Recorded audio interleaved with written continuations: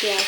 আজকে করলা ভাজলাম, ভাবতেছে ডেলি ডেলি করলা খারাপ হয়ে যাবে করে করলা ভাজলাম। এই যে উস্তো ভাজা এটা সবজি। আমি কিন্তু তেল ছাড়া বানাবো। দিয়েছি বাদাম দিয়েছি, তারপরে চালমগজ সাদা শস্য দিয়ে বাটা দিয়ে ইয়ে বানাবো, একটু মাখা করে রাখলাম।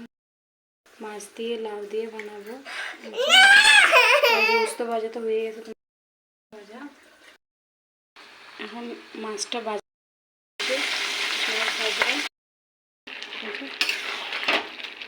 এটা কিন্তু আমি লঙ্কার গুঁড়া দিই নাই, বিনা লঙ্কার গুঁড়া দিয়ে বানিয়েছিলাম। বিনা লঙ্কার গুঁড়া ছাড়া লাল এটা লাল হলে ভালো লাগবে না।